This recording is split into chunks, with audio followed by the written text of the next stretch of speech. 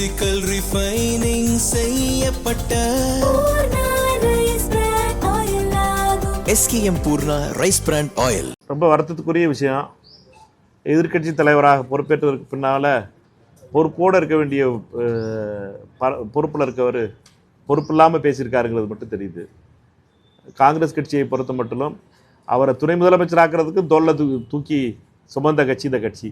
முதல் தடவை எம்எல்ஏ ஆன உடனே அமைச்சராகி துணை முதலமைச்சர் ஆவதற்கும் காங்கிரஸ்காரர்களுடைய துணை இருந்துச்சுங்கிறத மறந்துட்டு பேசிகிட்டு இருக்காது. இதுதான் நன்றி கட்டத்தனம்ங்கிறது. அவரை பொறுத்த மட்டும் அளந்து பேசியிருக்கணும்.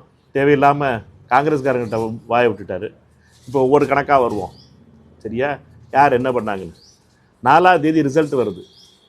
4ஆம் தேதி ரிசல்ட் வந்துக்கிட்டு இருக்கு. 3 மணிக்கு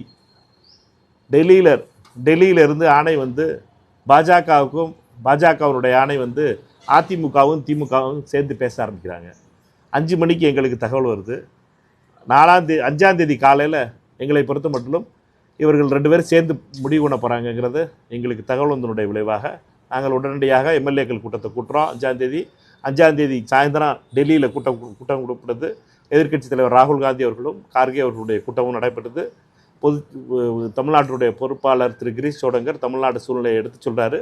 5ஆம் தேதி நைட்டே ஒரு அரசியல் விவகார குழு காங்கிரஸுடைய குழு கூடி 6ஆம் தேதி காலையில் விஜய்க்கு ஆதரவு தெரிவிக்கிறதா, அவர் முதலமைச்சராக ஆதரவு தெரிவிக்கிறதா முடிவு பண்ணுறோம். ஒரே ஒரு காரணம் என்னட்டுன்னா, தமிழக வெற்றி கழகத்தினுடைய தலைவர் விஜய் அவர்களை முதலமைச்சர் ஆக்கக்கூடாது அப்படிங்கிற ஒரே வன்மம் தான். இதை வந்து வெளியில் சொல்லாமல் இருந்தோம். நாங்கள் இதுக்காகத்தான் நாங்கள் அவங்களுக்கு போகவே இல்லை. எதுக்கு 5ஆம் தேதி போகலன்னுட்டா 4ஆம் தேதி தான் பேச ஆரம்பிச்சிட்டாங்களே. அதிமுகவுக்கும் பிஜேபிக்கும் டிஎம்கேக்கும் கனெக்டிங் கால் போட்டு விட்டது பிஜேபி. கனெக்டிங் கால் போட்ட உடனே எங்களுக்கு தகவல் வந்துருச்சு, கனெக்டிங் கால் ஆயிடுச்சு, 2 பேரும் பேச ஆரம்பிச்சிட்டாங்கிறது. இப்போ இதே தான் நீங்கள் இன்னொரு ஆள்கிட்ட கேட்கலாம். இதே தகவலை விழுப்புரம் PC சண்முகம் அவர்கள்ட்டையும் கேளுங்க. அவருக்கு வந்து மாலையில் தான் அவர்கிட்ட ஒரு அமைச்சர் பேசுகிறாருன்னு சொன்னார். அவர் எப்போ பேசினாருன்னு கேளுங்க. 4ஆம் தேதி சாயந்தரம் நான் விழுப்புரத்துலேருந்து கிளம்பிக்கிட்டு இருந்தேன். அப்போ தான் எனக்கு ஒரு அமைச்சர் பேசினான்னு சொன்னார். இதுதான் உண்மை. என்னென்னா இவர்கள் பேச ஆரம்பித்தது 3 மணிக்கு, கனெக்டிங் கால் போட்டது பிஜேபி. இதில் வந்து திரு உதயநிதியை பொறுத்த மட்டும் திமுகவினுடைய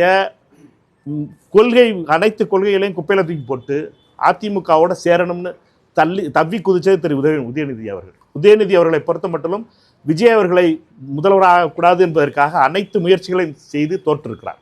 பழனிசாமி அவர்களை முதலமைச்சராகுங்க, நாங்கள் திமுக வழியிலிருந்து சப்போர்ட் பண்ணுறோம். காரணம் ஒன்று தான், திரு விஜய் அவர்கள் முதலமைச்சர் ஆகக்கூடாது. இதற்கு கவர்னர் ஹெல்ப் இருக்கும், கவர்னரோட மறைமுக ஹெல்ப் இருக்கும். ஏன்டா கனெக்டிங் கால் போட்டது டெல்லியில், அதனால தான் அலக்கழிச்சது. இது எல்லாத்தையும் என்னட்டா நாங்கள் எல்லாத்தையும் வெளியில் சொன்னோம்னா தப்பாக இருக்குமே சொல்லிட்டு தான் நாங்கள் பேசாமல் இருந்தோம். எங்களை பொறுத்த மட்டும் இப்போ முதல்ல திரு பேபி அவர்கள் சொன்னார் டெல்லியில் என்னட்டா அதிமுகவும் திமுகவும் பேசுதுன்னு. அதுக்கடுத்து அண்ணன் திருமா சொன்னார், அதுக்கடுத்து சண்முகம் சொன்னார், அதுக்கடுத்து கடைசியாக IUML தலைவர் திரு காதர் அவர்களும் சொல்லிட்டாங்க. அதனால் இது ஃபுல்லாகிடுச்சு. என்னட்டனா இதுக்கப்புறமும் திமுகவை பொறுத்த மட்டும் இந்த பொய் நாடகங்களை நிறுத்தணும். அதிமுகவும் திமுகவும் ஒரே பேஜுக்கு வந்துட்டாங்க. அதை செஞ்சது பிஜேபி. வெகு விரைவில் பிஜேபியோட சேர்ந்து இவங்க 2 பேரும் கூட்டணி வைக்கிறதுக்கு மிக விரைவில் வந்துடுவாங்க. பார்லிமெண்ட்டில் இது வெறும் வெளிநடப்பு அப்ஸ்டென்ஷனில் ஆரம்பிக்கும். பார்லிமெண்ட்டில் இவங்களோட 22 எம்எல்ஏக்கள் எம்பிக்கள் இருக்காங்க. இவங்க எதிர்கட்சிகளோட சேர்ந்து உட்கார மாட்டோம்னு சொல்லியிருக்காங்கல்ல, இவங்க நடுவில் போய் உட்காருவாங்களா? நடுவில் உட்காந்து கொஞ்சம் கொஞ்சமாக பிஜேபிக்கு ஆதரவு தெரிவிப்பாங்க. இதுதான் நடக்க போகுது. இது எல்லாத்துக்கும் முதல் காரணம் திரு உதயநிதி ஸ்டாலின் தான். இதற்கு இது வந்து திமுகவினுடைய கொள்கைகள் அனைத்தும் குப்பையில் போடப்படுறது. ஒரே ஒரு வெறுப்பு, திமுகவினுடைய இவ்வளவு நாளாக திமுக எந்தெந்த கொள்கைகளுக்காக நின்றுக்கிட்டு இருந்துச்சோ அது எல்லாத்தையும் திமுக இழக்கக்கூடிய நிலைக்கு கொண்டு வர்றது திரு உதயநிதி அவர்கள் தான்.